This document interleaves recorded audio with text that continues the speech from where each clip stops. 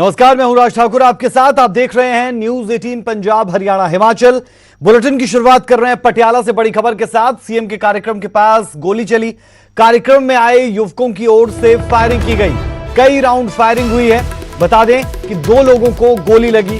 घायलों को राजेंद्र अस्पताल में भर्ती करवाया गया। मामले में कुछ भी कहने से पुलिस बचती दिख रही है। बड़ी खबर, कार्यक्रम में आए युवकों की ओर से यह फायरिंग की गई है। पटियाला से यह बड़ी और अहम खबर। कैप्टन अमरिंदर सिंह के कार्यक्रम के पास ये गोलियां चली। 2 लोगों को गोली लगी है। कार्यक्रम में आए युवकों की तरफ से ये फायरिंग की गई। चलिए सीधे रुख कर लेते हैं। पटियाला से संवाददाता मनोज शर्मा हमारे साथ जुड़े हैं। मनोज, क्या पता चल पाया कि किसने ये फायरिंग की? क्या उन्हें हिरासत में लिया गया? कारण क्या था, क्यों ये फायरिंग हुई? राजी, मैं बता दूं कि अभी तक किसी को हिरासत में नहीं लिया गया और पुलिस है वो भी इस मामले में कुछ भी कहने से बच रही है। सिर्फ अधिकारियों ने इतना कहा है कि हम ये जांच कर रहे हैं कि जो ये युवक थे ये इस समागम में आए थे, क्या इनका यूथ कांग्रेस के साथ या कांग्रेस पार्टी के साथ कोई रिश्ता था, ये कार्यकर्ता थे, ये बात की बात है। लेकिन अभी हम जो घायल युवक हुए हैं उनका इलाज करने के बाद उनका बयान लेंगे। लेकिन हैरानी की बात यह है कि मुख्यमंत्री निवास और मुख्यमंत्री के समागम से कुछ गज की दूरी, 500 गज की दूरी जो NIA चौक है, पटियाला का सबसे भीड़ भरा इलाका है, और वहां पर इतनी पुलिस की जमावड़ा था। चप्पे चप्पे पर पुलिस के जवान तैनात थे, क्योंकि मुख्यमंत्री, सांसद परनीत कौर और कई मंत्रीगण वहां पर समागम में मौजूद थे। 4 समागम हुए थे पटियाला में, और इसके बावजूद दिन दिहाड़े इस तरह की घटना का, गोलीबारी की घटना का हो जाना अपने आप में सुरक्षा के ऊपर बड़े सवाल खड़े कर रहा है। अभी तक जानकारी तफसील से बताइए कि जिस वक्त ये गोलियां चली, क्या सीएम अमरिंदर सिंह उस वक्त वहीं आसपास थे? क्या स्थिति उस वक्त बनी जब ये गोलियां चली? क्या अफरा तफरी का माहौल हुआ? क्योंकि अगर गोलियां एकाएक चले तो कहीं ना कहीं माहौल तनावपूर्ण तो होता है। जी बिल्कुल, जो अभी CCTV फुटेज सामने आई है उसमें भी एक गाड़ी में सवार युवक भागते हुए नजर आ रहे हैं, और उसमें ये साफ है कि जो ये NIA चौक है जहाँ का मुख्यमंत्री का समागम कुछ ही दूरी पर हो रहा था, तो अभी तक जो समय था वो मुख्यमंत्री के कार्यक्रम का ही था।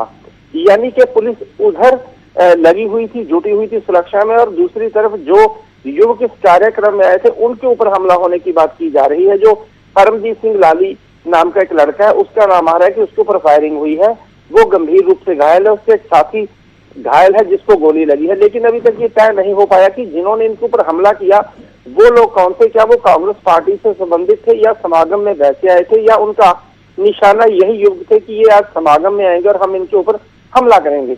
लेकिन मुख्यमंत्री के शहर में होने के बावजूद इस तरह की घटना का हो जाना अपने आप में बहुत बड़ी चूक मानी जा सकती है। कि सुरक्षा में कहाँ चूक हुई कि ये नौजवान असला लेकर इतना नजदीक उस जगह चले गए जहां मुख्यमंत्री आ रहे थे या मुख्यमंत्री ने आना था। क्योंकि पटियाला आज पुलिस छावनी में तब्दील हो चुका था। चप्पे चप्पे पर नाकाबंदी थी, और इसके बावजूद इन युवकों का आना, गोलीबारी करना और आराम से भाग जाना अपने आप में बहुत बड़े सवाल खड़े कर रहा है। जी बिल्कुल, बहुत से सवाल है। तस्वीरें आप देख सकते हैं, इन तस्वीरों को भी हम आपको दिखा रहे हैं। और सीएम कैप्टन अमरिंदर सिंह जहां पर रैली कर रहे थे उसके कुछ ही दूर पर ये गोलियां चली है, तो ऐसे में सवाल उठता है सुरक्षा का। मनोज, पुलिस से बात हो पाई? पुलिस की तरफ से क्या दलील दी जा रही है, क्योंकि बड़ी भारी चूक है? जी बिल्कुल, जो DSP योगेश शर्मा है सिटी 1, उन्होंने बताया कि हम लोग अभी जांच कर रहे हैं, क्योंकि हमें जो घायल युवक है उनसे बात नहीं हो पाई, उनका इलाज चल रहा है। जब वो बताएंगे तो पता चलेगा कि जो हमलावर थे वो कौन थे। जब उनसे ये पता करने की कोशिश की गई कि जो घायल हुए हैं या जिन्होंने हमला किया क्या वो भी इस कार्यक्रम में शामिल होने के लिए आए हुए थे, तो उन्होंने कहा कि अभी इस बारे में हम कुछ नहीं कह सकते कि ये लोग सत्ताधारी पार्टी से जुड़े हुए हैं या नहीं।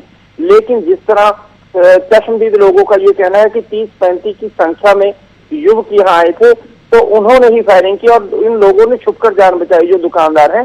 तो इससे राजी साफ है कि जो ये लोग थे किसी इस समागम में या तो आए थे, या उनका निशाना ये था कि जो युवक के ऊपर उन्होंने फायरिंग की है वो इस समागम में आया था, और उसको गोली मारने के लिए, उसके ऊपर हमला करने के लिए रंजिश के चलते उन्होंने आज का ये प्रोग्राम चुना कि आज वो इस समागम में आएंगे। तो खासतौर पर बात यह है कि हमला करना उनकी फितरत हो सकती है, लेकिन इस तरह मुख्यमंत्री के समागम के पास उनके द्वारा दिन दिहाड़े गोलीबारी करना, और वो भी पुलिस जब इतनी शहर में तैनात हो, अपने आप में ये सवाल खड़े कर रहा है कि अगर ये लोग शहर में से मुख्यमंत्री के आने के बावजूद निकलकर भाग गए आराम से, तो पुलिस क्या कर रही थी?